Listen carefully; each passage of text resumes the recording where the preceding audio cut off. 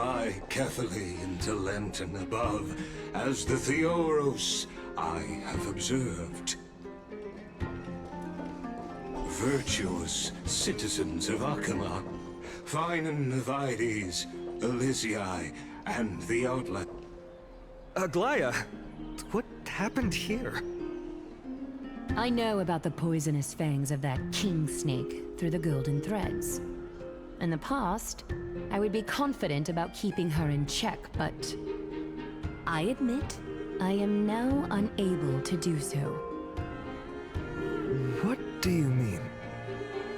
It is no longer about eloquence or arguments. I have been a demigod for far too long that I hardly have any humanity left. Before I realized it, I have become no different from these hypocrites, no longer capable of relating to the people. This has come a lot sooner than I expected. But perhaps it is time. I need you to step up, Finan, in order for me to retreat behind the scenes. Yes, this is my duty, but... It is far easier for the Council of Elders to fool many than just fool one person. Their so-called more support is no more than a ruse to distribute power using words instead of lances. There is no glory in winning this debate, but that makes having respect for humans so much more priceless. Finan, you are a Chrysos heir without flaw, capable of relating deeply with humans. I appreciate what you've taught me, Aglaya. I hope we'll live up to your expectations and win this debate.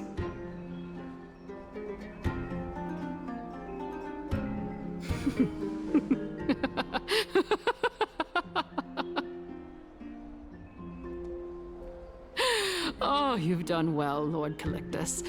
Let me take over and personally close this debate for today. Dearest counselors, let it be known that I sorely miss the blissful times portrayed in lyrical poems. Back then, Amphoreus was home to nearly 1,000 cities, each with their own local faith, while gods walked the earth and shared close bonds with humans. Yet, in the present, people from all over are forced to leave their homeland to seek refuge in the holy city, where they hope to rest under Kefali's protection. All of us have long been in the same boat, with no way out of this plight. We didn't have a choice in the past, but now, the Council of Elders brings to the table a new possibility. All I have left is one question for you. Would you rather strive toward the unheard of Era Nova, or return to the prosperous Era Chrysia of our past? Make your choice. Now, which of the two would lead mortals to an ideal future?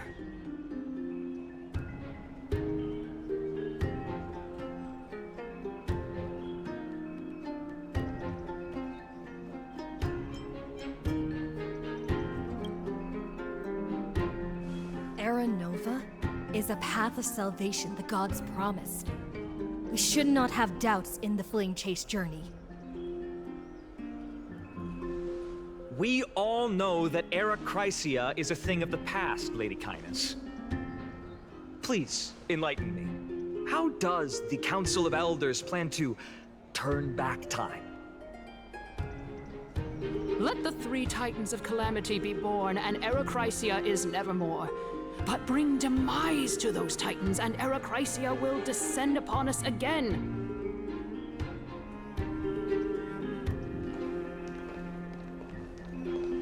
Know that the Council of Elders is never one to make empty promises.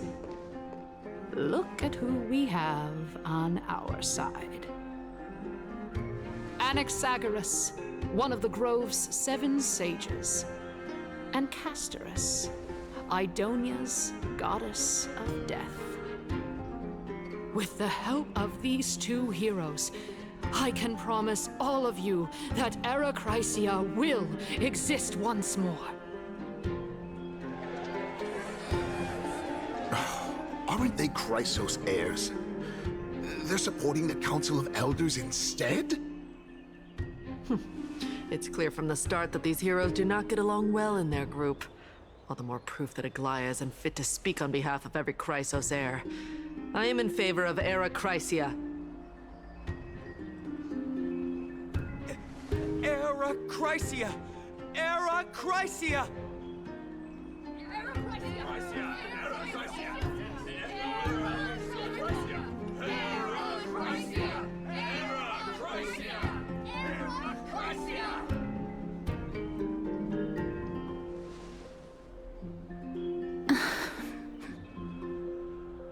Castorus? Why are you standing over there? You finally arrived, Naxa. So have you, Cass. Don't worry, Aglaya. Well, I know that you have many queries. Could you continue to converse like how the citizens normally do? Tell me, dear citizens, if we successfully retrieve and return Thanatos' core flame without anyone passing the Death Titan's trial, what would happen next? The answer is simple. We will have a chance to rid the world of death and bring Amphoreus back to an era when all beings live forever. We'll usher in a new future that will be entirely different from the flame chase journey. He's one of the seven sages. That's impossible.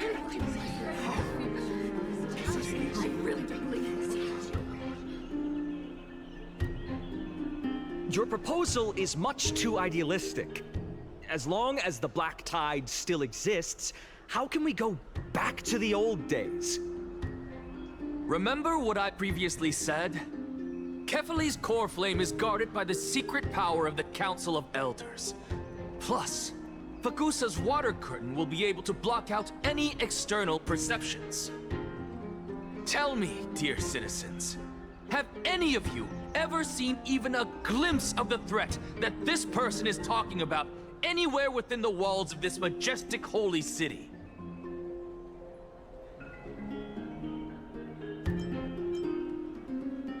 Oh. Could it be that you heard that from the Flame Reaver themselves? Citizens, let's loudly sing the blessed hymn. Oh, beautiful old world, where are you now? Oh, legendary Era Chrysia, return to the mortal realm. After the destruction of the three Titans of Calamity, the Flame Chase journey will have to end. Era Chrysia! Yes! Yes! It has to end! It has to end! It has to end! It has to end! This is bad. The masses are now totally riled up.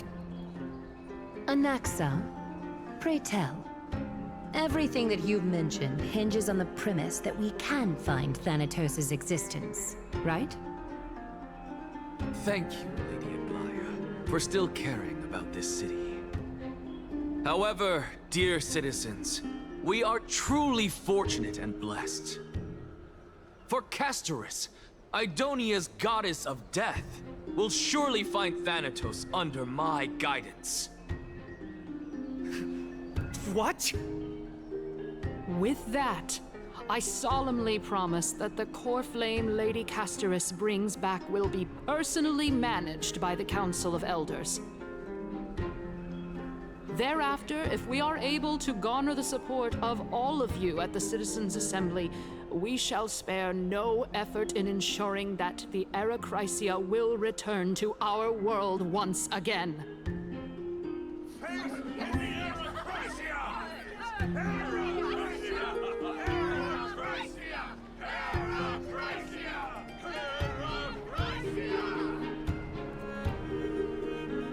With the balance shattered, the result is clear. Buy carefully into Lent and above, as the Theoros I have observed. Akama has chosen her destiny. The issue up for discussion at this Citizens' Assembly shall be modified to the suspension of the Flame Chase journey. This resolution shall be put up on the Wall of Heroes, such that all citizens are aware of the city's way forward.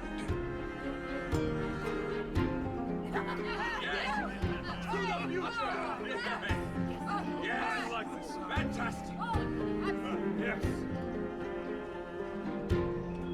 Aglaya, dear Aglaya. What has caused your heart to soften? You also don't seem to be as quick-witted as before. Wag your tongue as much as you like. Since the Flame Chase journey has been preordained by the prophecy, our failure has never been on the cards. Well then, I guess we'll find out if that's true at the Citizens' Assembly.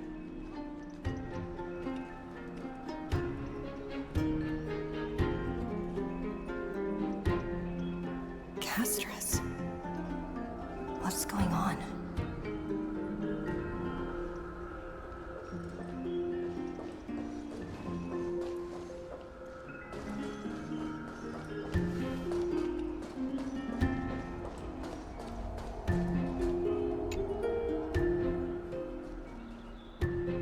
Well, it seems that when I sent you to look for Anaxa, I unintentionally facilitated your partnership with him instead.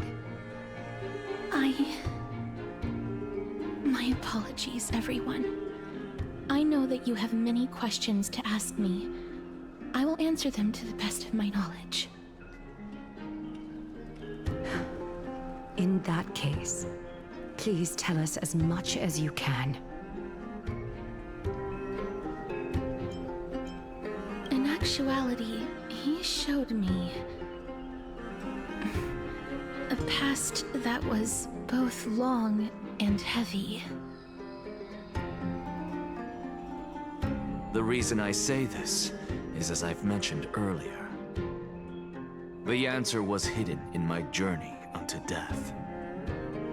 Professor, you were in the Netherrealm? Yes, I am but a living dead man now. But that's not important. What truly matters is, I overheard a conversation between heroes.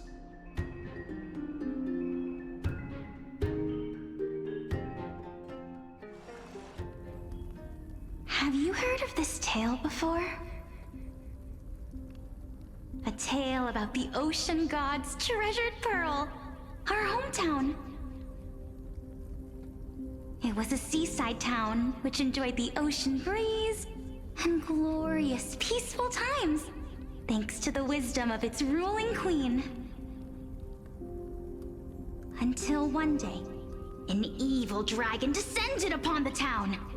Its wings were large enough to blot out the sun, while its claws were sharp enough to rip the waves apart. It barged into the tall tower and devoured the queen's beloved daughter. It even settled itself in her bedroom, like a tyrant king.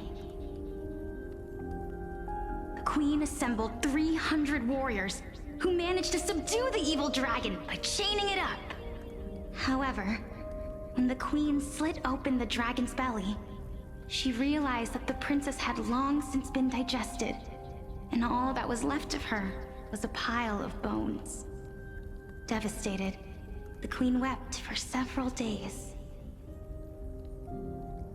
It was then that a devious, smooth-talking scholar arrived at the palace and suggested that the princess could be revived through the use of dragon bone and dragon blood. That liar called this process the secret art of alchemy. The princess was reborn! The queen was overjoyed, blissfully unaware that the evil dragon's soul still lurked within the princess's body. As revenge, the evil dragon swallowed the poor queen, the glib liar, the courageous warriors, and all of the town's innocent civilians in a single gulp. Worse still, the souls of the deceased refused entry to the Netherrealm because they were filled with regret. Forced to roam the mortal realm, these resentful souls ultimately converged into a river of souls that would not retreat for a long time. The terrifying death had consumed all. Thereafter, our hometown fell into ruin as well. Until... Until?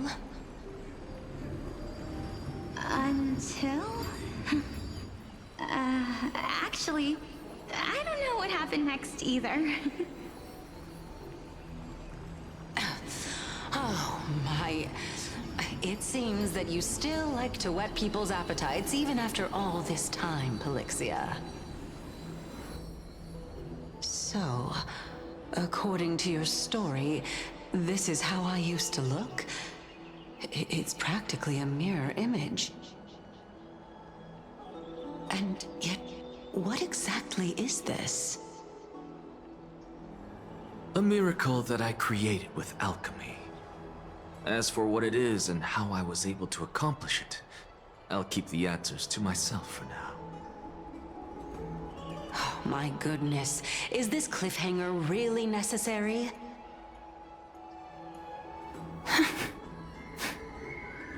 Quiet, Titan. Continue to enjoy this splendid play, and the truth will naturally reveal itself. Dragon, huh? I've heard this legend before. In that case, what do you think of it? I think that this so-called alchemy was a tenuous analogy added to the story by future generations. After all, you've never heard of a tradition of alchemy in your hometown before, have you? Indeed. Before I left home to pursue my education, I never even knew that anybody was looking into this area of study. Therefore, we can just treat this tale as a fable told to young children. A fable, you say? If so, what moral is it trying to impart to the kids? I guess it might be the concept of equivalent exchange? Oh? I thought the moral might be closer to something like honor the dead. Huh. What? At a loss for words? No, I merely realized that we're both thinking of the same principle. If life is priceless, then there is hardly anything else in this world that is of equal weight to it, right? Indeed. As expected of the wisest scholar in the land. You flatter me. Why don't I ask you a question as well, as a form of equivalent exchange? Of course. What is your question? If I imparted my knowledge of the art of alchemy to you, would you use it to resurrect someone you loved? What? What kind of strange question is this? I got it. You're just trying to get me to tell you whether I like anyone, right? Let's just leave it at that. That was rude of me. Yes, I would. Oh? Death is inevitable. In the days to come, I'm certain that someone whom I cherish deeply will leave me for good. If such a mighty power really existed, I think I would use it without hesitation. After all, you, me, and the rest will all have to face that fateful moment eventually.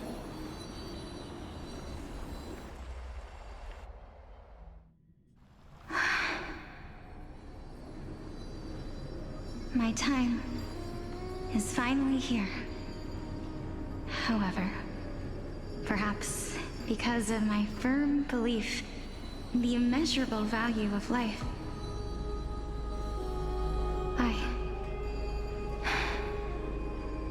I am unable to complete the trial. You shall wither, and through that, the dead will sprout again from the remains, and be reborn with the dead flame. It is a pity that fate is such a cruel mistress. Is there no other way of interpreting those words? I'm afraid that the meaning is clear. Between my sister and me, one must pay the price. Our trial can only be completed when the one chosen sacrifices her life.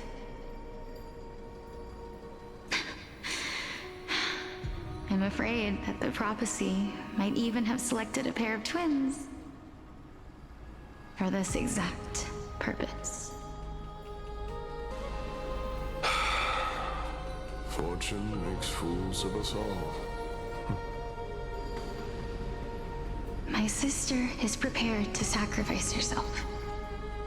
And yet, I can't do the same. How absurd. My time is almost up, but I'm still afraid to welcome death. What should we do? If I'm ultimately not able to make up my mind... Since Chaos is willing to guide all of us and leave this trial to the end, there is still plenty of time for you to ponder.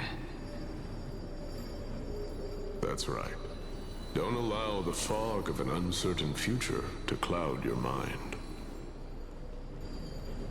Trial, prophecy, the topics that they're discussing seem familiar. But these three people must not have left their names in the epics. Otherwise, I would have some recollection of this. Amphoreus' history before the Titans were born was complete chaos. Is that not strange by itself? I have long held three hypotheses about this. However, let's continue watching for now. Calypso, Polixia, and this warrior. I seem to have met him somewhere before. Regarding this matter, Nias, are you confident that you'll complete your trial? Of course. Though, I am worried about what will happen once I've emerged victorious.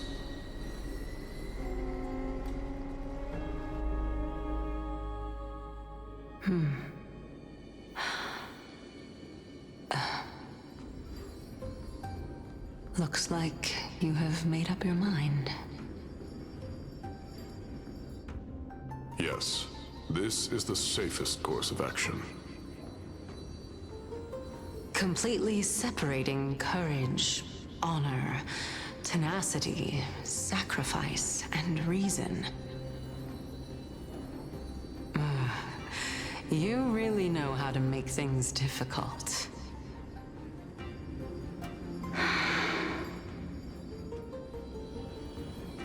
Please, young lady, witness my fall and demise. Lady Calypso, you shall host the soul-rending ceremony. I do not understand.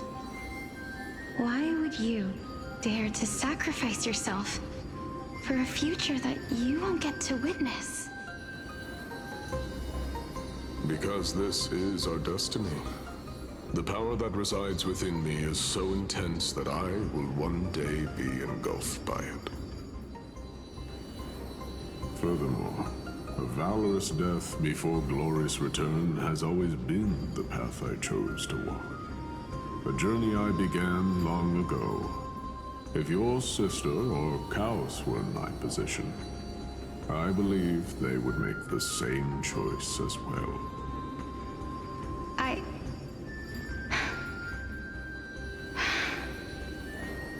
I'm not that brave. I don't know how I'm supposed to face such a serious affair.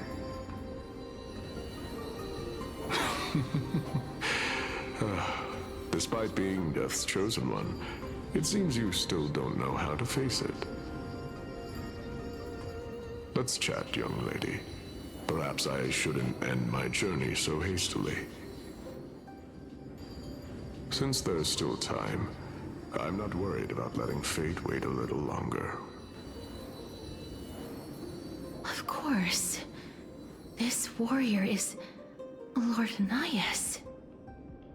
As the embodiment of Nikador's divinity, he entrusted his life to us and allowed humankind to end his madness.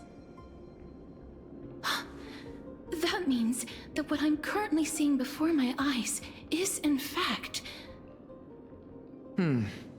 Looks like one hypothesis of mine has already been proven true. These heroes are the true forms of the Titans, before they attained their divinity. If so, the chosen one of death that he speaks of is actually... Polixia? Is the previous form of Thanatos? But her appearance... If this is true, as long as we can find out where she went, we'll naturally be able to figure out the location of the Death Titan.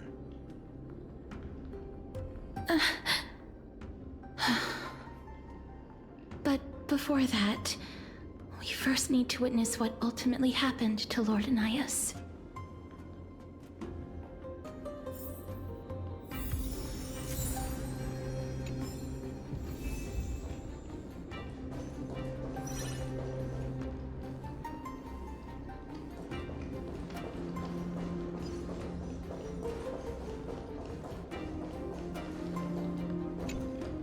Honor, courage, tenacity, sacrifice.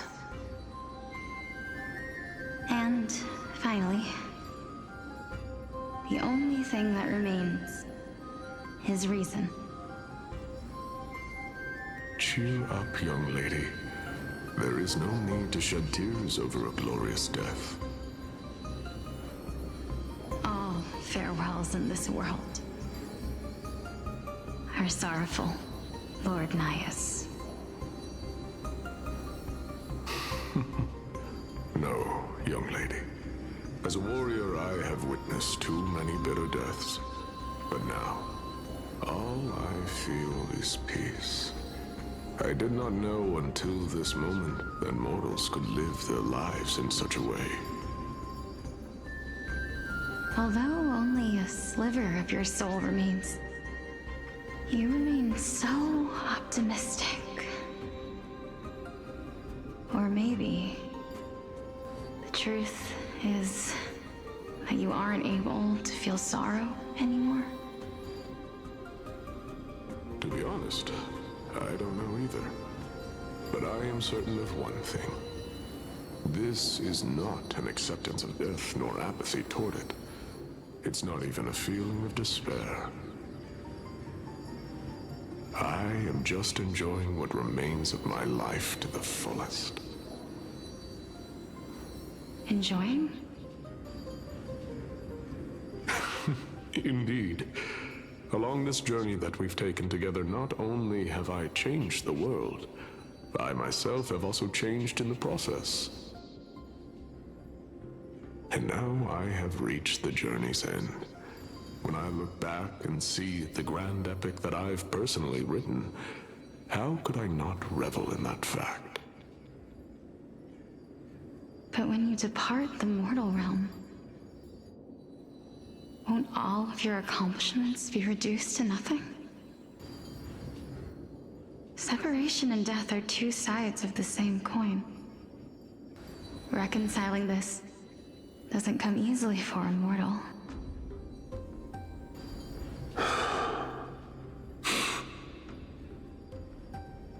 Finally, let me recount to you a story of mine, young lady.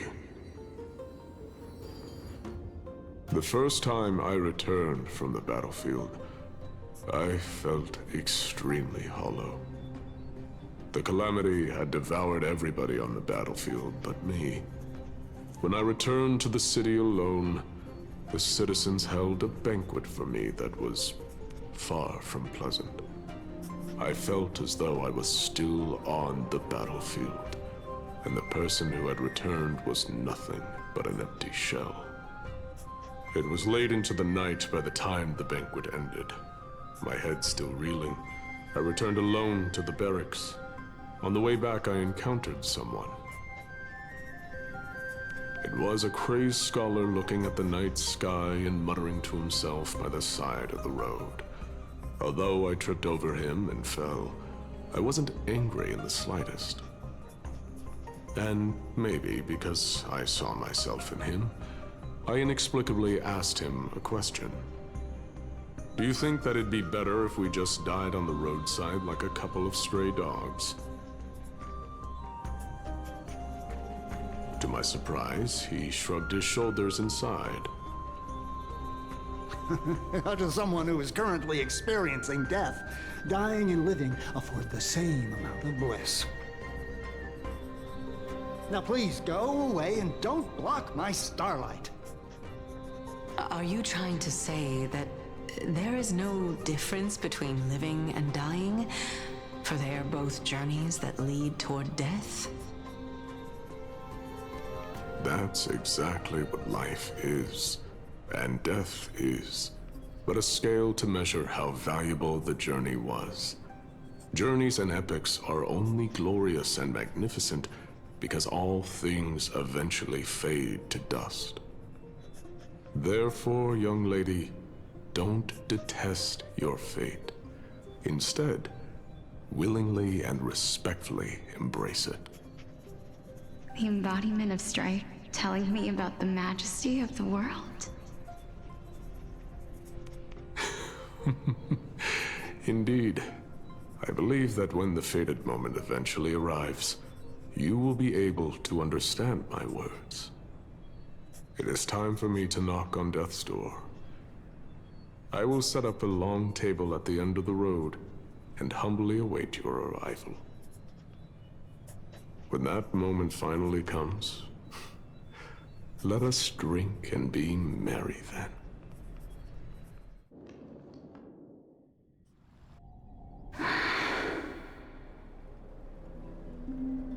I knew this day would eventually come.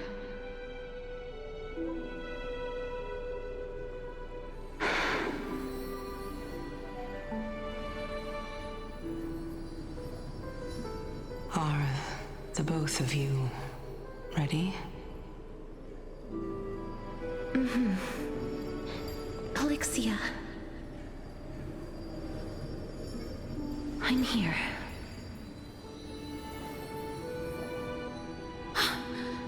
What? This... This is quite interesting indeed. Is this... Elixia's sister? Is it... me? Now, it's time for us to fulfill our promises.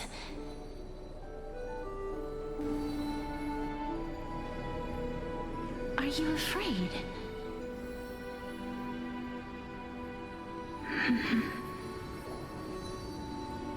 What are you afraid of?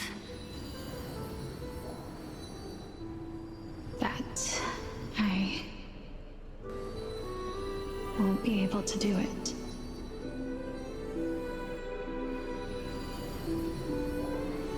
You shall wither, and through that, the dead will sprout again from the remains, and be reborn with the dead flame. As foretold in the prophecy, and according to our vows, once it all ends, we must face our fated moment head-on. Even if it was prophesied, do we have no say in the matter? It's so unfair. Why are we the only ones who are forced into mutual destruction? Let me do it, sister. Let me be death's sacrifice. I was never long for this world anyway. But you're different. I was the one who wasted your life after all.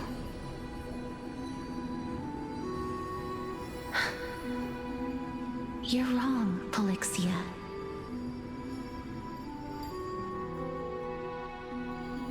I don't think that my life was wasted. Just the opposite. When I finally arrived at this destination and looked back at the journey I took, I discovered that flowers had long since bloomed along the path I walked. It was you who sowed the seeds for this sea of flowers, one that is more beautiful than the promised land at the end of the world. Besides, I have lived a fulfilling life. Even though I was fated for sacrifice, none of the things that I've experienced will dissipate. Instead, they'll forever live on as memories inside your head. Will they not? How could my memories of you ever compare to the actual you? Well then, tell me. What exactly are we?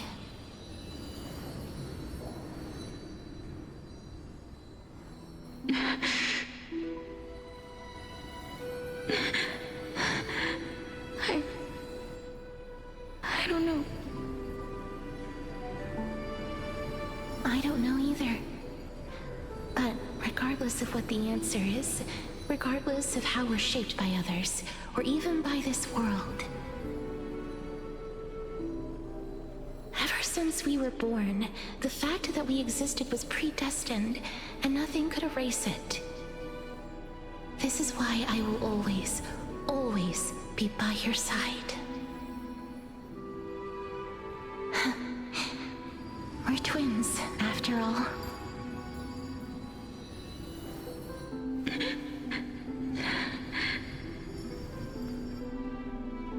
All right, my dear Polixia.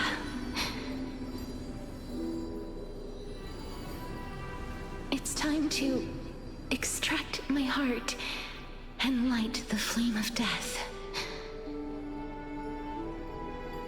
After that, use it to plant the first bud in the prophesied new world.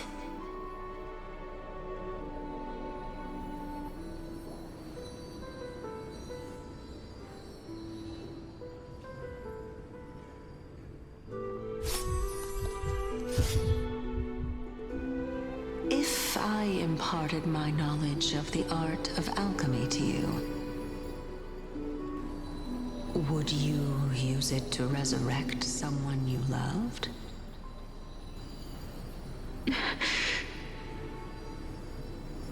Death is inevitable. In the days to come, I am certain that someone whom I cherish deeply will leave me for good. If such a mighty power really existed, I think I would use it without hesitation. Even now, my answer remains the same. This is why, sister, I promise you, in the prophesized new world, I shall plant the first bud on your behalf. Go now. Return to the Ocean God's treasured pearl, our hometown. I shall open wide the entrance to the Netherrealm and grant you a second life. The living beings on this earth shall respond to my call and lead you to the sacred daylight.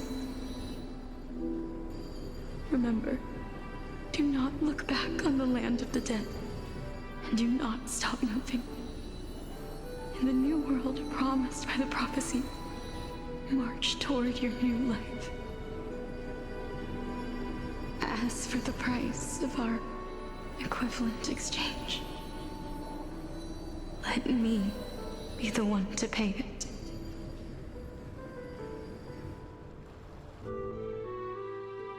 Everybody, we've come to the end. Unfortunately, I am not compatible with the Supreme Being, so I was unable to completely fuse their soul into my own body. However, being able to glean all this from them is exciting enough. I'm certain of this now. Before the Titans that we are well acquainted with were born, a group of heroes roamed the land. These heroes followed a prophecy and took possession of divine authorities one by one, until they eventually became the pantheon of the New World. Just like the flame chase journey of today, Amphoreus' history is cyclical in nature. What a startling revelation. This means that the demigods, who bear the core flames, will also become the new Titans at the world's end, thereby shaping a new world? I believe that this is the truth behind the Era Nova, as mentioned in the prophecy. This is utterly unbelievable. Besides, those twins in the past, even if they really are Thanatos, their whereabouts are still unknown even today. Are their whereabouts truly unknown? Didn't Polixia mention that seaside town, the birthplace of alchemy in the tale of the dragon? In our world, there exists a city which perfectly matches that description. Styxia. But the people there worship Fagusa and bear no relation to Thanatos. I have also never been to that place, as in the time of Idonia, it had long turned into underwater ruins. Take this. This is... the new Sporist masterpiece, the Philosopher's Stone. It was made by transmuting all of the sages' wisdom into a single entity, with their flesh and blood as its foundation. Remember, I've mentioned before that the art of alchemy is all about conversion, tempering, and ascension. This process also applies to the pursuit of truth. Regardless of how unbelievable this sounds, the truths of the world have been refined from the impurities. Think about the story of the dragon. This stone will lead you to your real hometown, allowing you to reform the door to the Netherrealm and discover Thanatos' fate. You still look as confident in your victory as ever. But what if your conjecture is wrong? Simple. I shall merely admit to the entire world that my experiment was a failure. However, my line of thinking will not fail because I have already planted the seeds of doubt into the hearts of the masses. Actions speak louder than words, Castorus. With the assembly about to begin, don't forget the promise you've made. I've already searched for so long. I'm willing to try one more time. While we converse, her life is also slowly slipping away. But before I leave, I have another question. What exactly did we witness just now? That was the world imprinted in Kefali's soul. If we are to prove its existence, you must take the final step. Go. Do not disappoint me. I understand. Hey, child of humanity. Don't get antsy. I still remember the question you posed to me. As a scholar, I do not wish to offer up ambiguous conclusions. Let's discuss this topic again when she manages to find the evidence. I merely wanted to ask, was that stone transmuted from your heart? If so, rebirth is no longer an option for you. Why not? When I was a child, I lost someone dear to me. When I was a teenager, I lost my faith. A while back, although you saved my life, I also lost my soul in the process. Now I'm merely forsaking my body. What's the big deal? Why are you always finding ways to die? Isn't it good to be alive? This is but a necessary sacrifice on my path to transform into the purest of them all. Can someone who's dead even claim to be the purest of them all?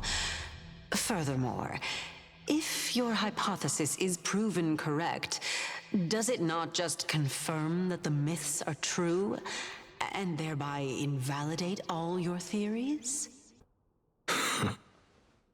No, it's just the opposite. If my hypothesis is correct, it means that I can actually ascend to godhood and reshape this absurd world that you all have created.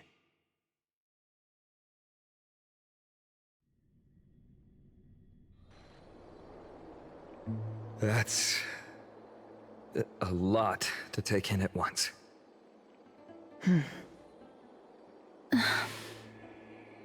Lady Aglaya, please, let me explain. Go on. You know that the core flame of death has always been the greatest unknown regarding the Era Nova, which is why both you and Kynus desire to gain the power to control that core flame in the approaching Citizens' Assembly. Professor Anaxa has come to a consensus with Kynus. They want to suspend the trial once Thanatos' core flame is reclaimed, hoping thus to eradicate death from this world. If they're successful, then the flame chase journey will cease, and Akama can enjoy everlasting peace. But I know this runs counter to your wishes. So long as we do not usher in Era Nova, the Black Tide will never be eradicated. Even with Lord Mighty on the front line, and the Black Tide not posing an immediate risk, the danger nevertheless remains.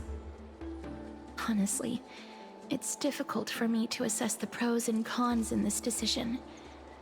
But someone must bring the core flame before we can begin negotiations over it. The Titan could be very near.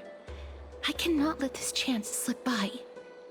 Besides, someone has to make this trip to bring back Mrs. Soul. Well said. You already had every reason to seek an audience with Thanatos. It's that great performer who has weaponized your wishes and placed us in this difficult situation. A world without death. Do you desire that too?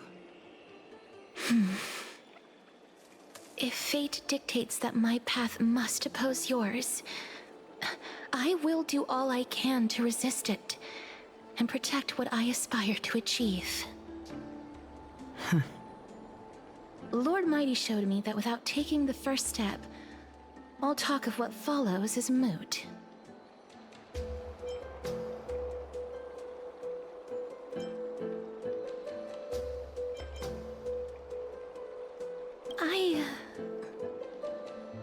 I have always hoped to hear you speak your mind, Cass. And I am glad to have heard your true thoughts. Styxia. I visited that place in the past. Though it is now an island surrounded by the river of Souls Torrents, it's not hard to see its former splendor. Go. I will not stand in your way. As for you, you are someone who has cheated death. I believe you have more than enough reason to make the trip with Casterus and meet the god of death himself. Casterus, I too look forward to your journey.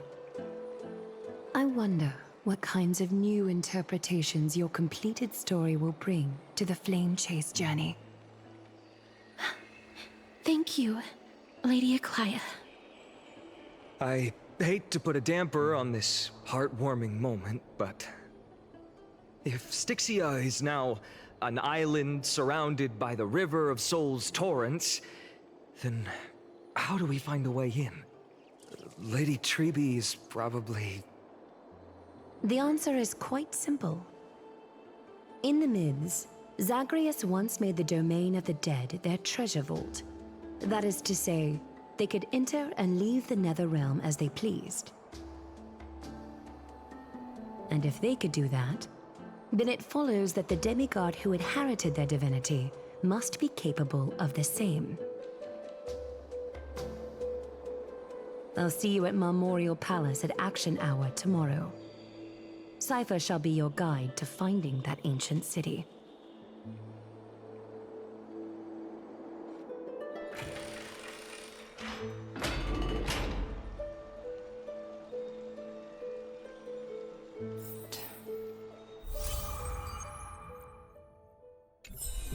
Downhung isn't back yet, huh?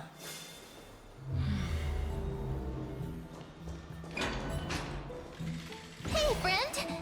Is the debate finally over? Did you win?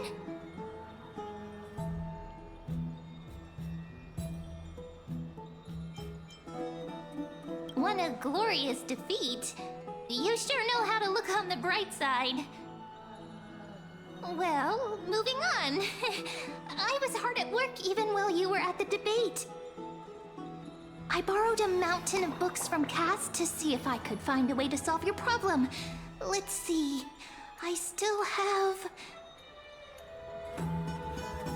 only 32 books to go.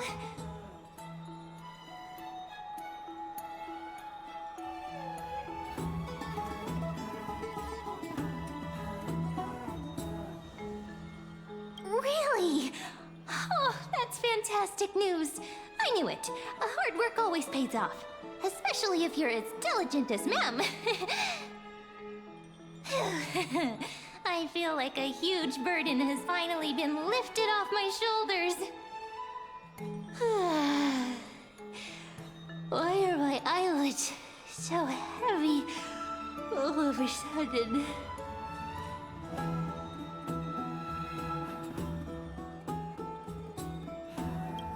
You're right. Then I'll go back to...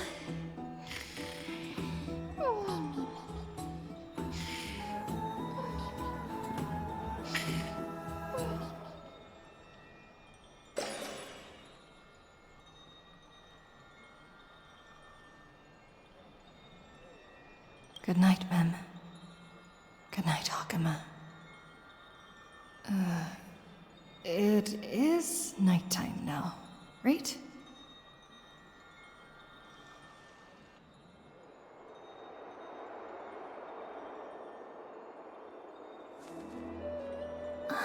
Cass? What a surprise. Lady Treby. Is something troubling you? I just wanted to speak to Lady Trian for a bit before I set off. No matter how breathtakingly beautiful Styxia once was, the place is now the domain of the departed. There is no telling what we'll encounter there. I don't want to have any regrets. Has anyone told you that your eyes are sparkling today? Is that a figure of speech? In the past, when you did smile once in a while, all of us could see that your heart remained troubled even as you smiled. Lady Treeby, you know perfectly well that see you tomorrow is nothing but a white lie. I hope your toughness is not a mask hiding a lonely heart. Cass, you hardly ever talked of your past. None of us knows what you went through, apart from Maggie. But we know it must have been filled with pain and hardships, as it is the fate every Chrysosaur is destined to live out. We are just happy for you that the core flame you're meant to inherit has finally surfaced. Isn't it a little too soon to say that? But you already know where tomorrow is, don't you? There is no need to rely on anyone else. Just give it your all and leave no regrets. We have always believed that your embrace is just as warm as everyone else's. Because we embrace others to comfort them. And Cass, you're the kindest Chrysosaur we know. Thank you, Lady Treeby. This feeling... it's hard to put into words. I suddenly found myself with so many wishes. So much I want to accomplish before setting off. Then go do it, Cass. Trian was actually working on a surprise gift for you. It's a pity she didn't get to finish it. But now Trinan and I are working on it, and we'll make sure to give it to you. So, let's meet back here when you return from Styxia. Safe travels. See you tomorrow!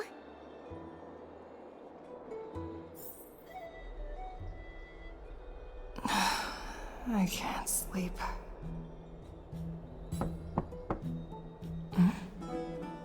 Who could it be?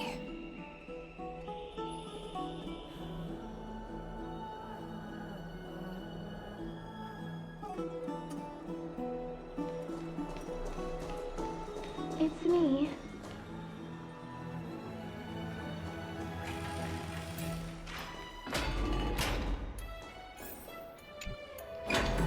I hope I didn't wake you.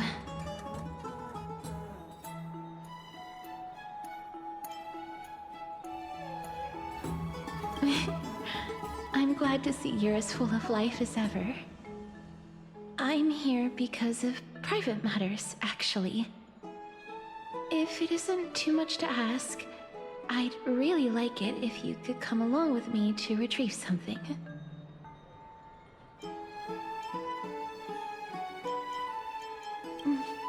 Aren't you going to ask me what it is? It isn't a long way from here. Shall we? I'd love to go in and take a look. Have you heard? Seems like all the rooms are...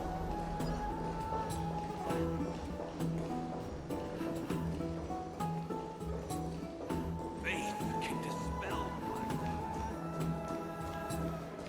The streets are packed. It seems the vote to pause the flame chase journey has begun. I want to vote! Tell me how I can vote! Take your ceramic shard engraved with the Kefali rune, select the Council of Elders in your heart, and pray silently until the shard registers your choice. Then toss it into the Dolium. The Council of Elders? More like the Council of Buffoons? The Black Tide took my hometown long ago! Who are they kidding with bringing back Eracrysia? It's all a sham to create their own Eracrysia in Akama! The Titans are just. So long as we do not overstep our bounds again, we will not incur divine wrath. Oh, please.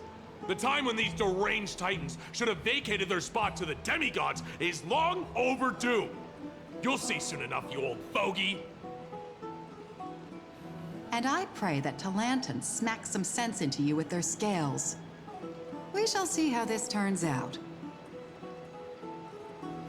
That was quite a spectacle.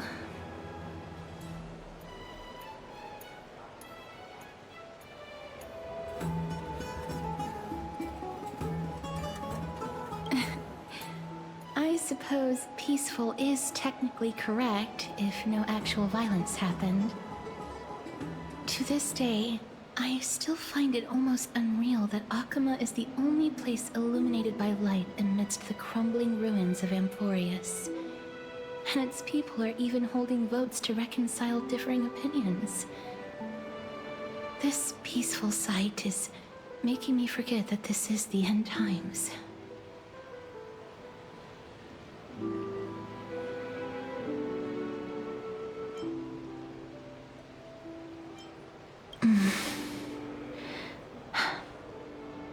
Before coming here, I had lived for many years in Idonia, a city of rime and frost. The people there were devotees of Thanatos, and were well known for their unique burial rites and traditions. Traditions that I played a major role in.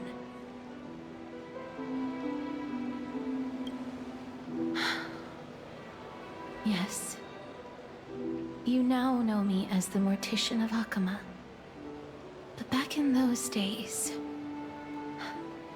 I was Idonia's Maiden of War. I was trudging across the frosty plains on my own when the Idonians found me. They saw the curse in me as a blessing from Thanatos, and believed that my hands could correct the Eracrysia's mistake and lead them to meet the great god of death.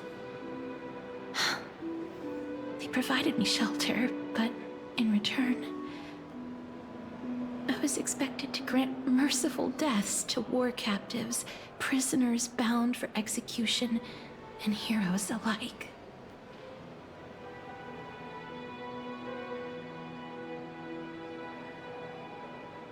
Is that how you see it too? But no matter how kind or cruel the means, nothing can change the essence of death. Taking away someone's life is never worthy of religious worship.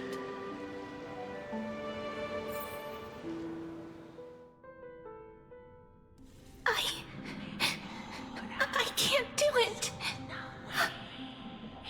Their voices, they pierce my ears.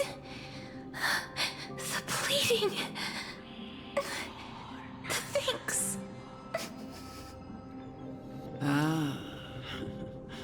I know that feeling, child. I was once as lost as you are now. But you must respect those walking towards death, just like how you should respect yourself as the Holy Maiden granting humans glory and liberation. What you're asking me to do is no better than the task of an executioner. And yet you want me to respect myself. No matter the titles, I am still taking away human lives. This won't be the first time that Idonia's fanatical nether warriors have faced death. On the contrary, recruits new to the battlefield often run away from their first fight. Death is the mightiest and gravest power in this world. The fact that you can wield it means you are deserving of respect. That's such twisted reason. Then let me tell you a story. In Idonia, the great swords commonly used by executioners are called Draconian, in memory of Drakon, an elderly executioner. The sword has 3 air holes along its body. If the sword is swung down swiftly and accurately, the holes would make no sound, and the executed would also depart this world quickly and painlessly. But should the executioner have any hesitation, the holes would produce a piercing whistle. On that cue, the screams of the executed are sure to follow. Every executioner after Drakon is to hone their sword skills every day in preparation of future executions. Every swing of their blade must be more resolute than the last, for failing to do so will bring pain. Pain for the dying, as well as pain for themselves. No. I can never get used to this. You misunderstand, child. I am not telling you to get used to it. I'm asking you to consider the source of the dead's suffering, and use that knowledge to fortify your future touches with more and more determination. Go, walk with the dead, and love them as you love life. Then you'll no longer hear those noises.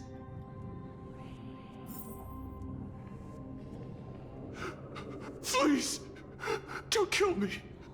I don't want to die.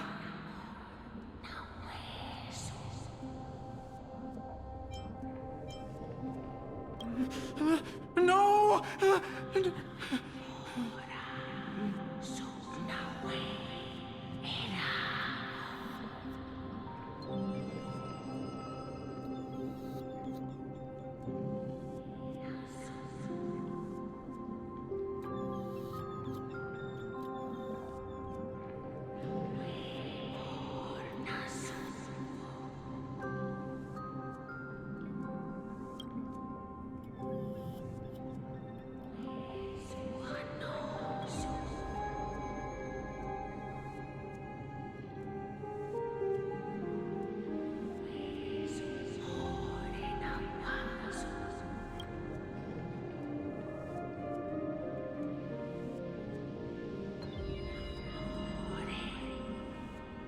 May you gain some insights through his sacrifice.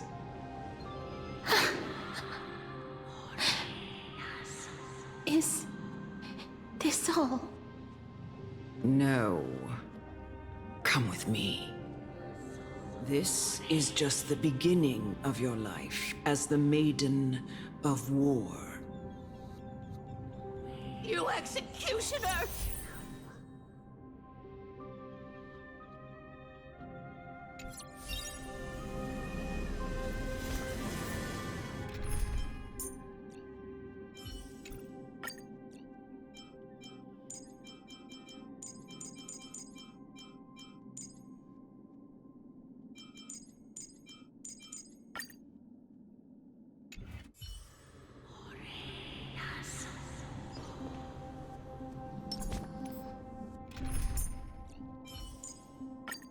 Hyacinth.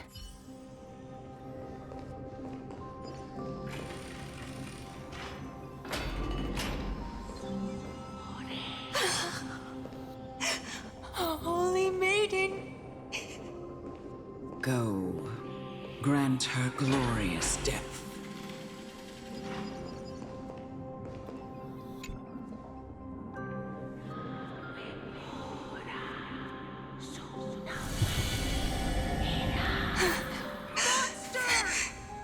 Thank you.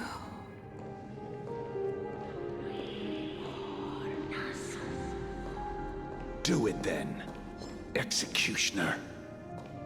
You heard him.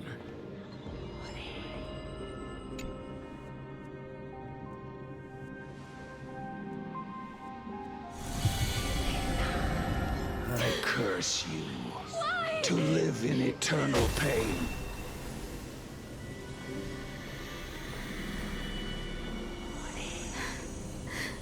Please, grant me release. You know what to do.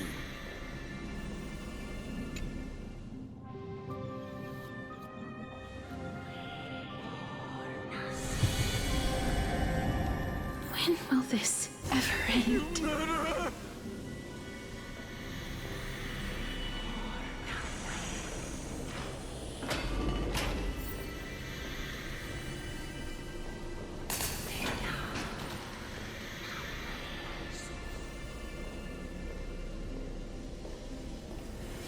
Come. Fulfill your duty. What are you trying to do with me? I have aged. The time has come for me to heed the summons of Thanatos and journey to their domain. The final resting place of every Idonian. You're not that old yet. You still have many, many years ahead of you. No.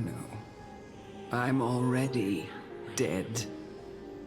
For I have come to fear my declining health and impending death. Ah, Castorus.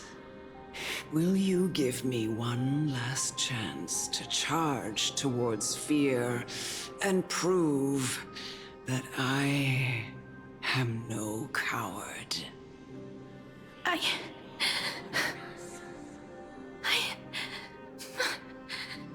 can't take this anymore! Child, it was I who brought you here, from the frosty plains, and set your farcical fate in motion. It was also I, Chief Executioner of Idonia, who forced the heavy duty of executing others onto you.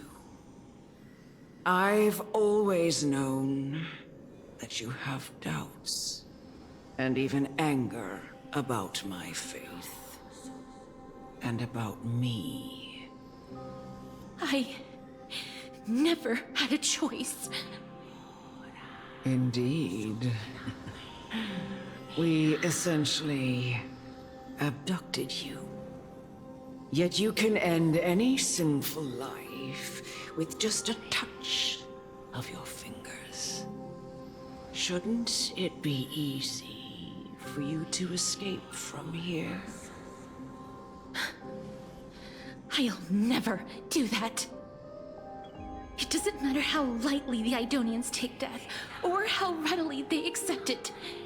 I simply can't do it. I knew I was right about you. What do you mean? I've taught you and cared for you as my own daughter all this time because of this blessing that's been with you since your birth. I know no one else in the world would understand the weight of life and death more than you do. In the eyes of an Idonian, death is the end of all life. A destination we will all eventually reach. Humans should not resist it, but learn how to face it. You can only live your life to the fullest after understanding this principle. And when you do, even if you eventually leave Idonia's protection, even if you must carry the curse forever, you can live with your head held high, like everyone else. No. I... Come now. It's time. I've already taught you all that I know. Show me that you are a fitting holy maiden.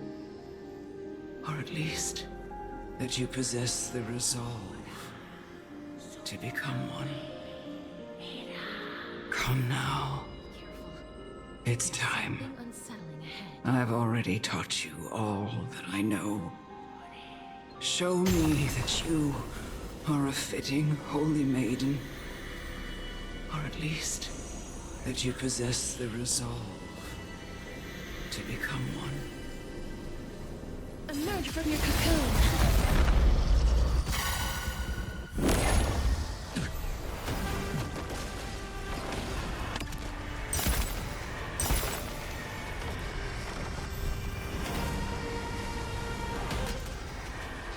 May death protect us! They were lost. Have some sunshine! Don't worry. Just the night will soon fall. Shh. Good night. Rise and shine. Time to wake up.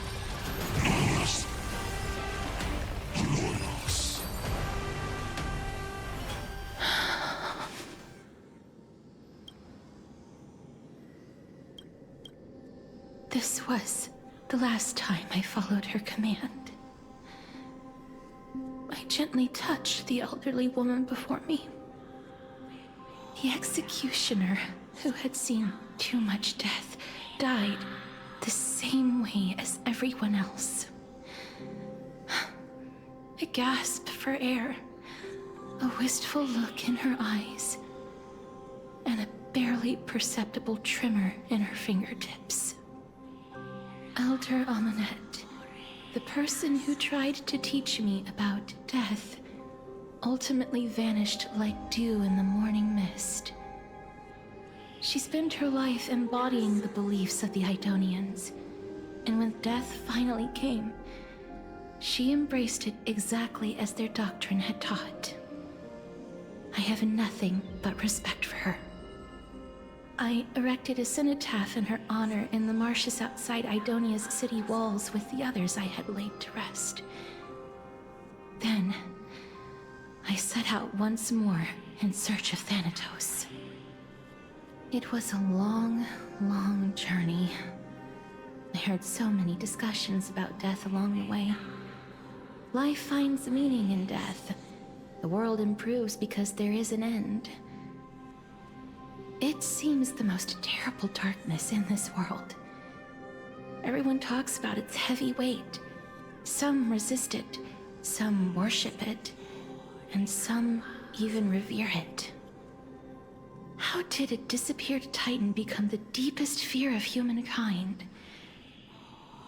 And why do they haunt my dreams? I continued my travels to seek an answer. Initially, I was running away. Then, I started searching for it.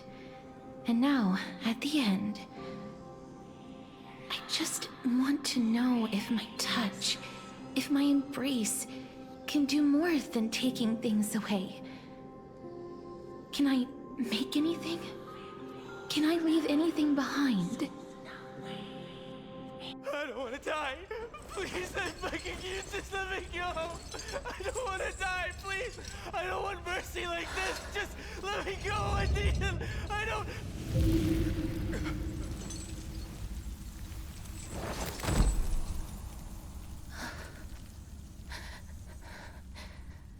I hate these icy hands.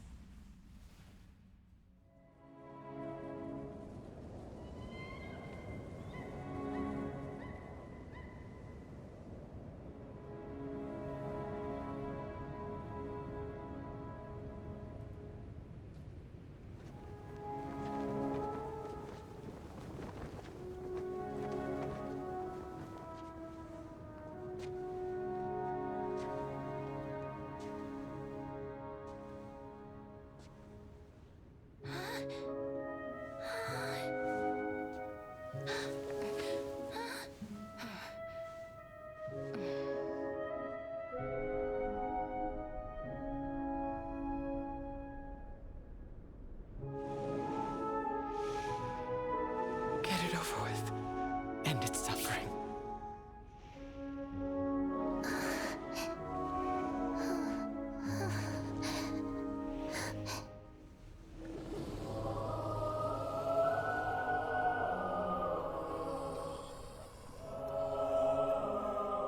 The Reaper has blessed your hands. Only you can grant them peace.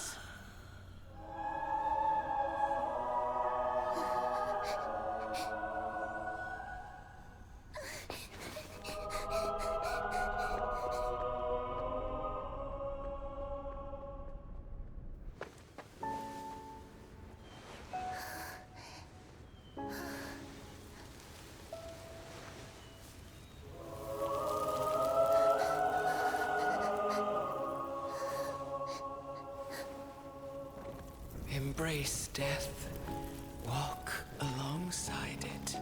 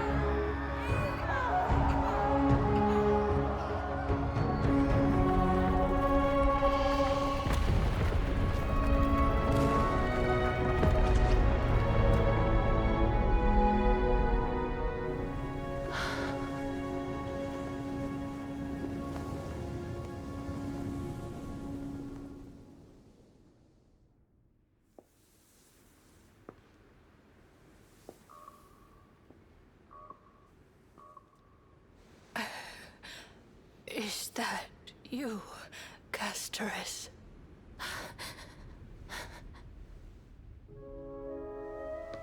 All of them have gone, heeding death's summon, crossing into their domain.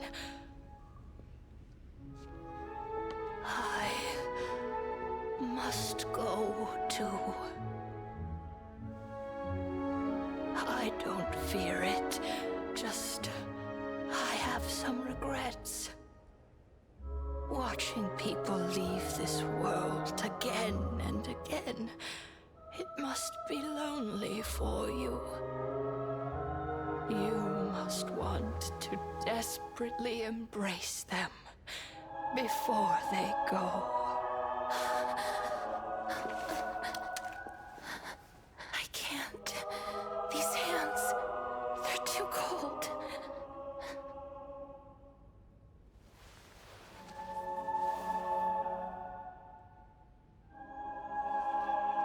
But Big Sister Casterus, your hands are so warm. Just like anyone else's. So go on. Don't hold back.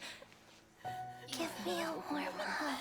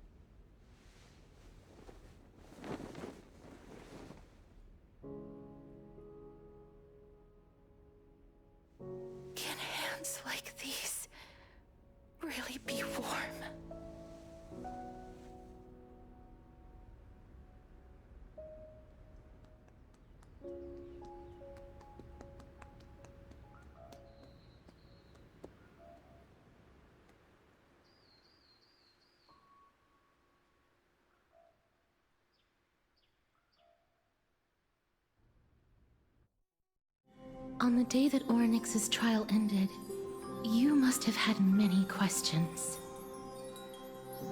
I felt just as confused. Why, as someone from beyond the sky, were you so cruelly dragged into Amphoreus' fate? I wished I could take action, but no matter how hard I try, I cannot simply interact with the living as ordinary people do. Even when we brushed against each other unintentionally in the grove, and it was obvious that nothing had happened. When an almost unattainable hope finally welled up in my heart. When I thought that perhaps my touch would no longer bring sorrow, fate declared to me, it wasn't that the curse of death had finally been lifted, but that your soul no longer belonged to this world. And there was nothing left for my hands to take. Nothing. And did I really think this time would be any different? It's not that I don't understand this reality, just that I'm unwilling to accept it. Having walked such a long road, I am still unable to find the answer to life and death. I am resigned to eternal despair. Anything I wish to hold on to, death will inevitably wrest from my grasp. From that moment on, I lacked the courage to confirm it again.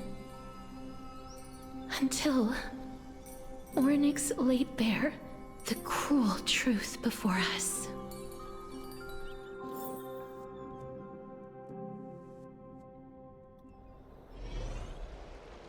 But now, perhaps I might have one last chance. Long ago, Trinan read a prophecy to me. At the end of the Sea of Flowers, the souls of the living shall warm thy fingertips, and after an embrace, there shall be eternal separation. I found no surprise in it, for her words sounded not like a foretelling, but a perfect reflection of my past. Embraces in this world are born of reunions, yet my touch speaks only of farewells. In that moment, I had no doubt that this destiny would weave itself through the entirety of my life. And yet, things have taken a turn for the better. Now that I can finally have an audience with Thanatos, perhaps I can rewrite the meaning of that fated prophecy. I have no reason not to give it my all. For your sake, and for my own. With that, I won't have any regrets.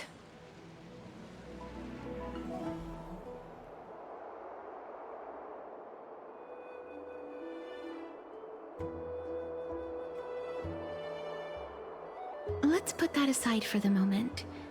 We've arrived. I want to retrieve a small gift I specially prepared for you. I made it myself, like the trinket I gave Lady Trian. I want to leave something for everyone, if possible. The journey to seek an audience with the Death Titan cannot be an easy one. I want to make full use of every moment I have before we depart, so that I don't have any regrets. Then, perhaps you can have a look at it first. You don't have to take it if you don't like it. Look, it's right there. Huh? Where did it go? What's going on?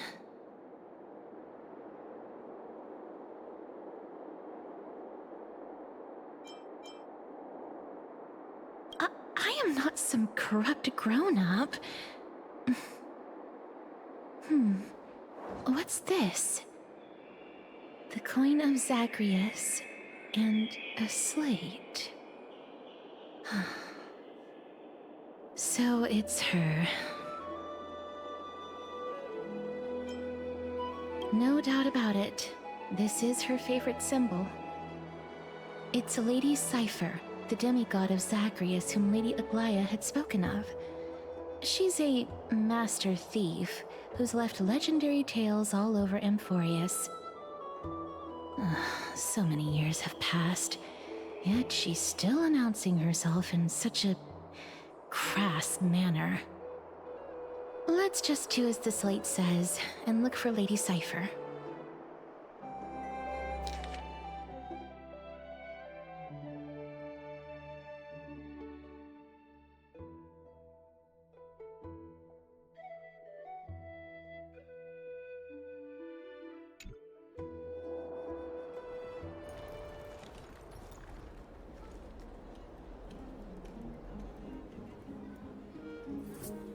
Look, it's right there.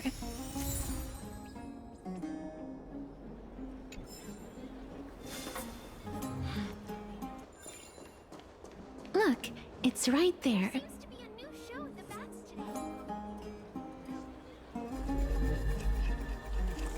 We must pursue her.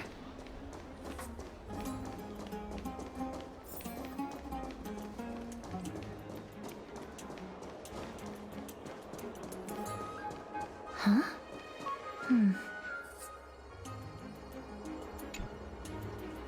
This is a trick she left for us.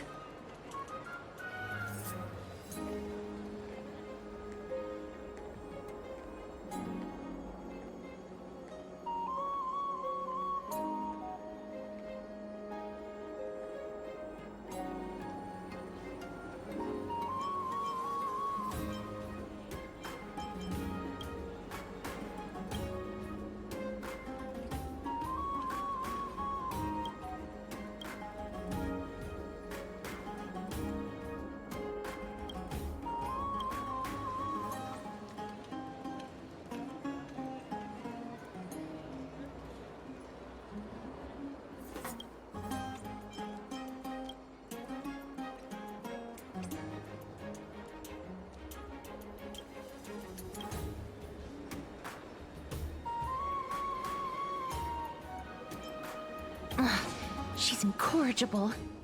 Follow me.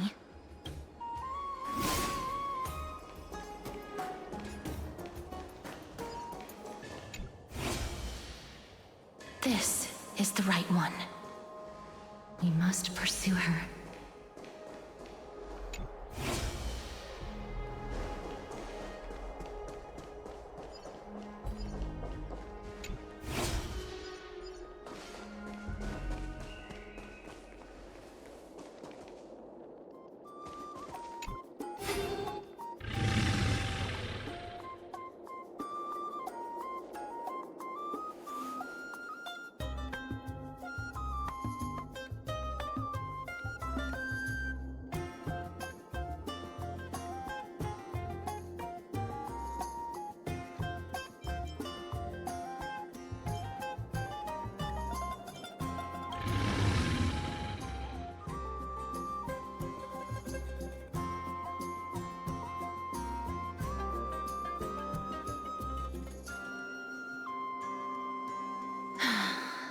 Lady Cypher, please come on out. You're still careless as ever. Shouldn't you keep such a precious gift near your bosom? Since you know it's a gift for someone else, please give it back to me. Stop hiding among the people and letting the wind carry your voice. Now, since I know it's a gift, that just means I need to milk its worth. The children of the wind never stay for long in one place. Unless your offer is tempting enough to still the wind. What say you? Name your price. I'll give you however much you want.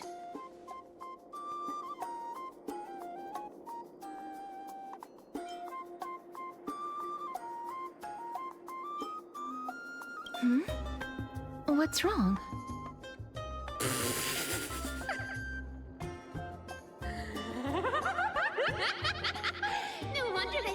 Princess Homebody. Why don't you two come over to my place? It'll make a better venue for proper business discussions. You can find where I live through the winds I've sown. Right. Piece of cake. I can do that even if I can only sense your soul. All right, I'll see you there. Oh, by the way, everyone cool with me collecting a deposit before we reach an agreement, right? Now, come this way.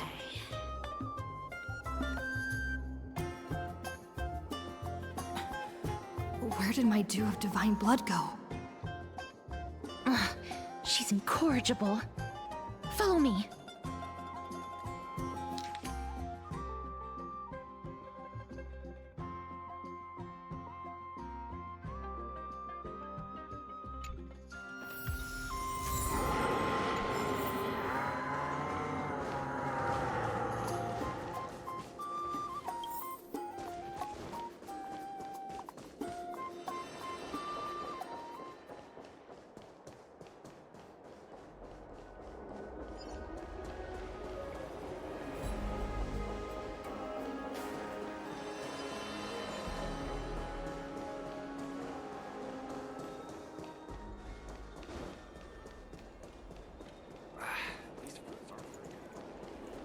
Does it really work?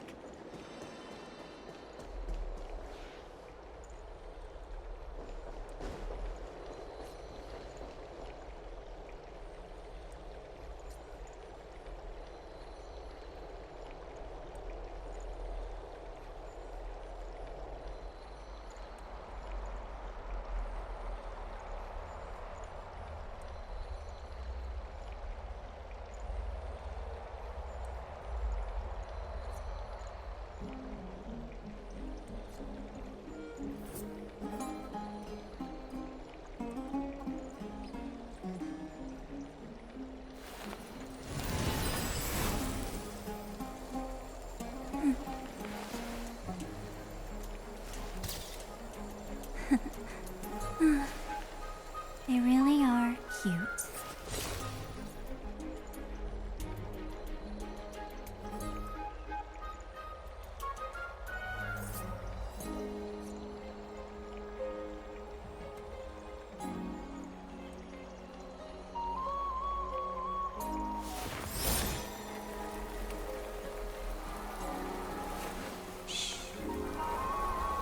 Listen with me to the memories.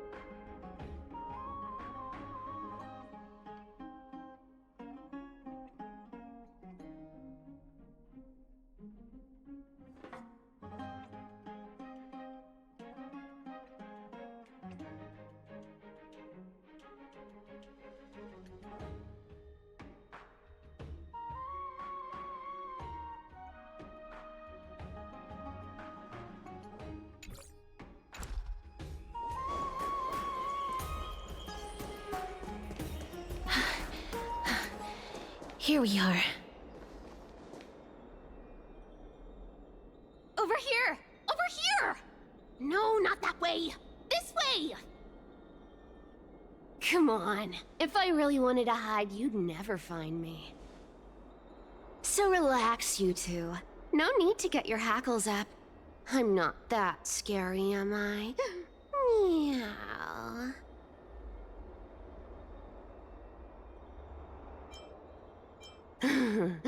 No way. Some people might have been into that a millennium ago, but it's long since gone out of style. Loosen up, buddy. Shall we get down to business? Give me the jewelry piece first, or everything's off the table.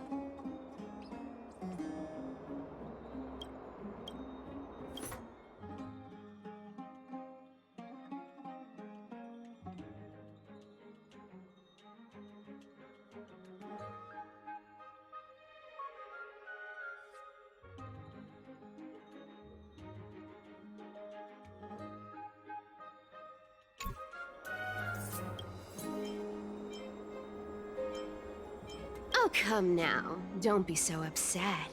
Relax. Relax. Look, isn't the view here just great? You can see what everyone is doing and where they're going, and they won't even know you're here. Now that we've broken the ice, let's get to the point. Everything I've said so far has been a joke. I'm inviting you two here for 3 things. 1. The seamstress found me and wants me to take you to Styxia to look for the Death Titan. 2. The Council of Elders also found me and wants me to make sure the core flame of Thanatos ends up in their hands.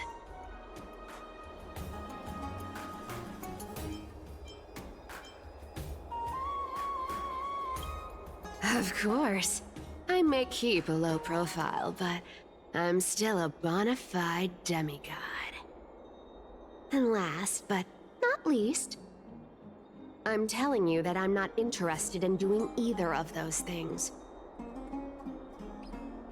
Don't go look for the Death Titan. The end.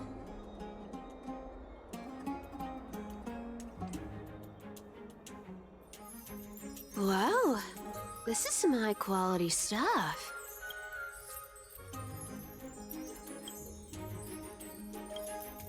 And this room is full of it. How much are these worth, Did you get all this through that Aranova gimmick?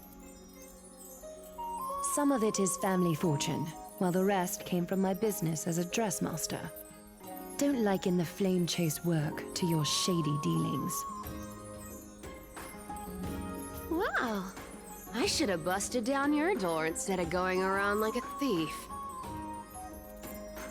Well, spill. Why are you giving me so much money? Payment for doing work. You're worth this much. Did you forget my stance to all this? I thought I made myself very clear. You wish to run away. Run away from your responsibilities, from the prophecy, and from your destiny. You shall walk with greed and die over petty change. I understand this prophecy weighs on you immensely. That is why I have never reproached the demigod of trickery for running away. But I need you right now, so don't turn me down. You know, maybe the gods got your tongue with their golden threads, Aglaya. I'm not hearing any sincerity in your words. Give me a reason why you're bowing your noble head to me. We lost Trian. Oh. The divine power of passages is running out. I need another demigod to escort Castorus and help her fulfill her lifelong wish. Oh, I get it now. You're sending Castorus to her death. And you want me to die with her. This is Castorus's own request. I have never seen her so determined. She brought this up herself? You're not pulling my leg. She's also made up her mind to leave her confused past behind. As will you, Cypher, when you finally make up your mind. Don't be so sure. Time is hard in the likes of you and I. But Castorus remains pure as driven snow. She can always turn back before the end, you know? Maybe she'll remember Trian's sacrifice. Maybe she'll remember the countless martyred Chrysos heirs.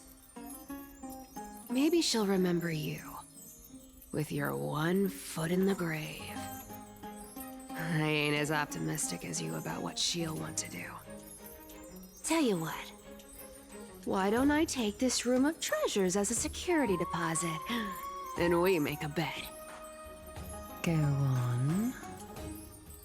I bet she'll change her mind and turn back. Now, if I lose, I'll do what you want me to do.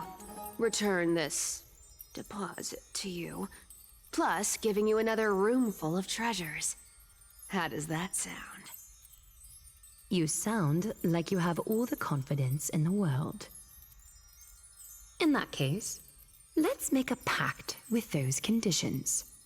I hope you're prepared to lose it all. In conclusion, I want to win. So I hope you two can give up on going to Styxia. I'll give all the treasures in that room to you. And you can split it between yourselves, however you want. What do you think? Tempting, right?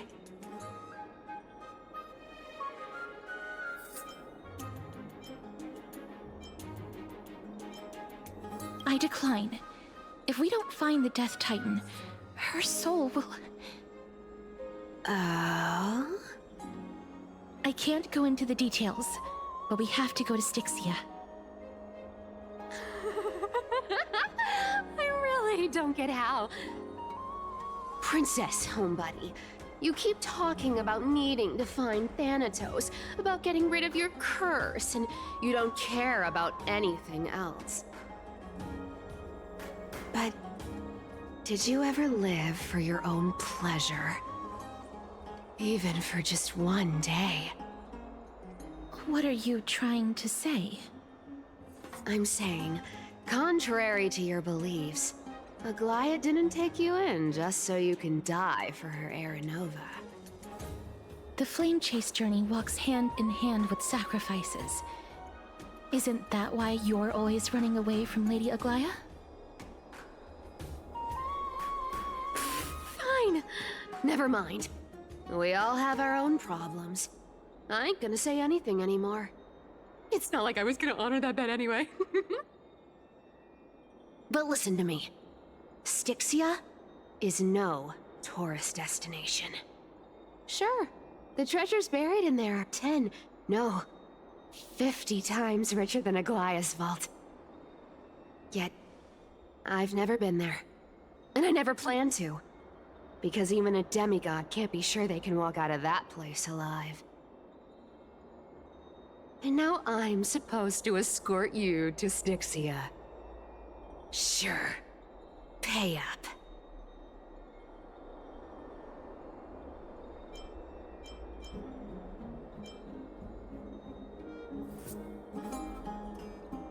You know, you're not wrong. At least it's part of my responsibilities. I don't like this. However, I have lived a longer life than most people. Though I'm not as good at doing business as Lady Aglaia, I still have some savings. I can give them all to you. Then how are you going to live the rest of your life? Then I'll give you 80%. Well, don't mind if I do. 80% of Castorus's savings and a bottle of dew of divine blood. Not a bad trade.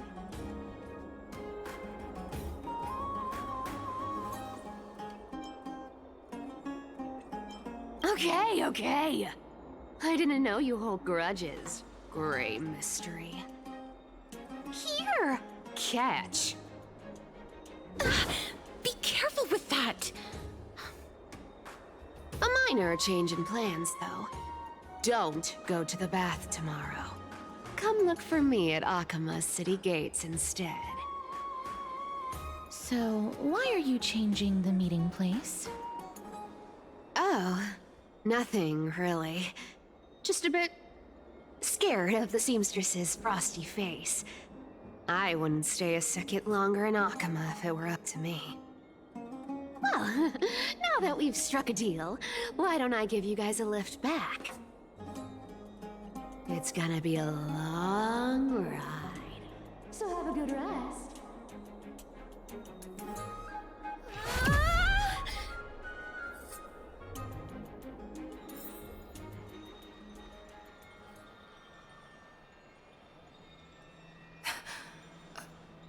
Where am I?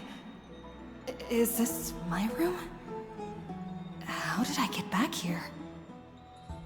This is... a coin. It was Cypher. And she even tucked me in? Never mind. It's getting late.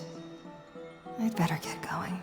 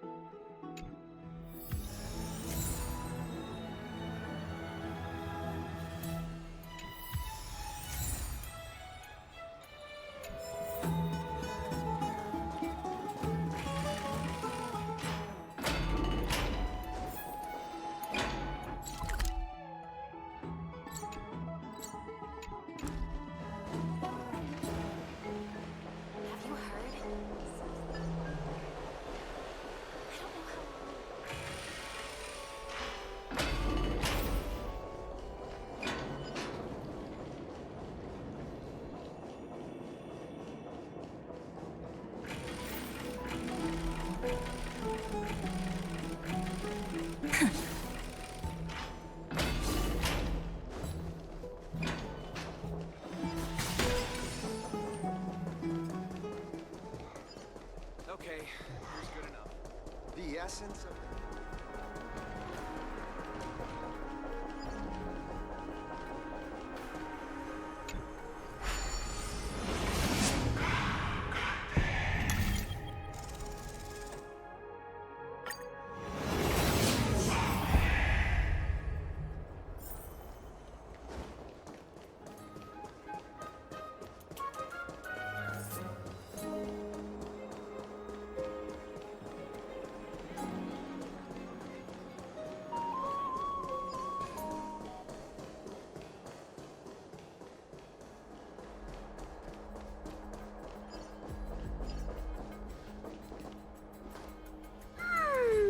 Bright and sunny. Just the weather for farewells. You're... here?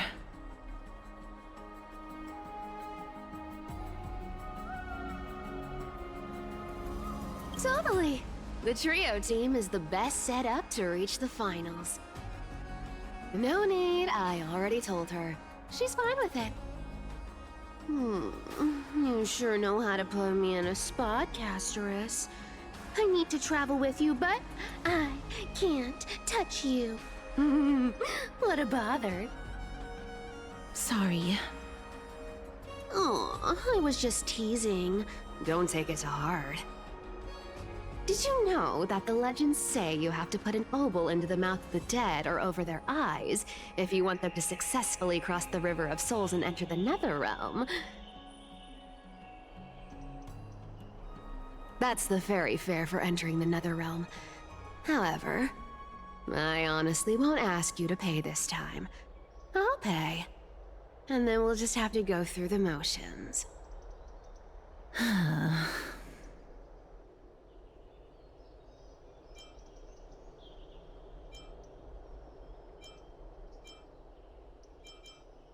Hey, I'm just trying to make this journey feel more special, okay? Don't read too much into it. All right, pass me the coin. It's time to get the gods' powers going. A fleet-footed trip to the Netherrealm, here we come. Oh, one last thing before we go. I gotta give you this piece of advice, especially to you, Princess Homebody. You can't catch the wind by waiting. You only live once, so make the most of every moment you have. Get ready, be steady. Hi, your turn. Don't be nervous. After all, it'll be gone in the blink of an eye.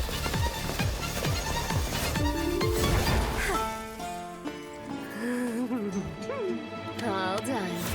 Bye-bye.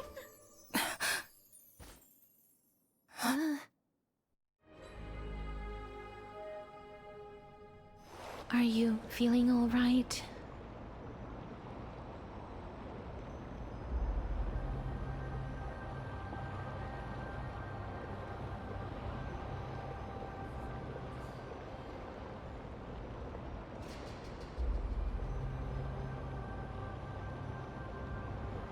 She's the demigod of trickery.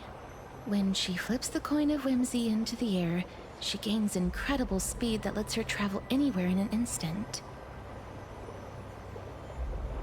Just like how she clearly had no intention of lingering here for even a second longer. We can only depend on ourselves for the rest of the way. Don't worry. Mem's here to help.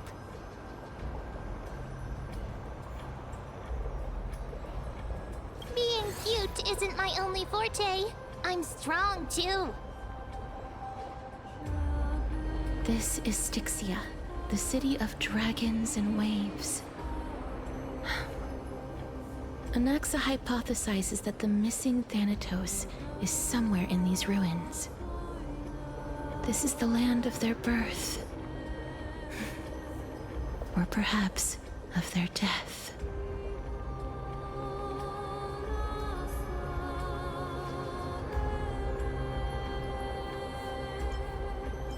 Anaxa had used a secret alchemical art to temporarily fuse his soul with Circe's and Kephae.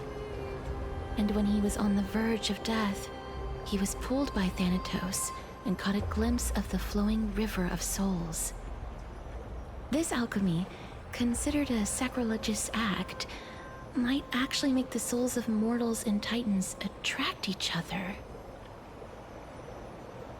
Even though Thanatos has been missing for 1,000 years, and even their followers haven't been able to find them,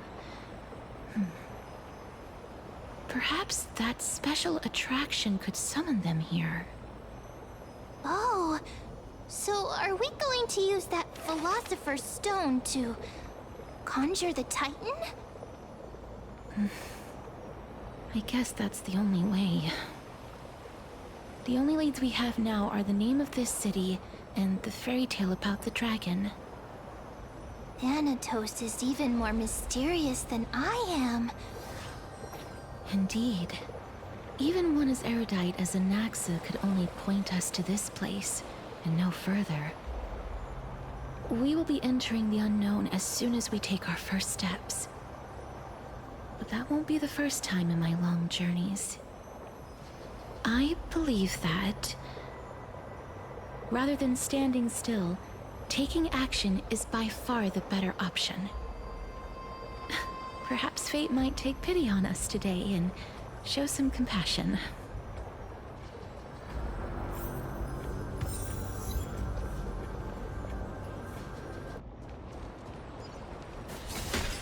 Go back whence you came.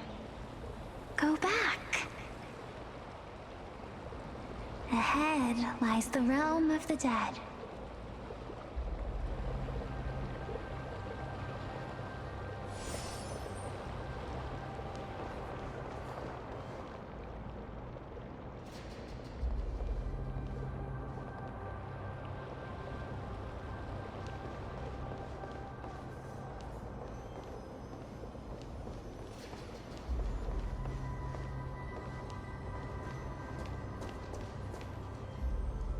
What a beautiful butterfly. Is it talking to us? This is a eulogistic butterfly. They are found in places where many have met their demise. In Idonia, some think of them as manifestations of Thanatos' benevolence. By turning the lingering obsessions of the deceased into these creatures, it is as if the Titan has made life into a specimen. Others think of them as Thanatos' messengers that guide the departed to the Netherrealm.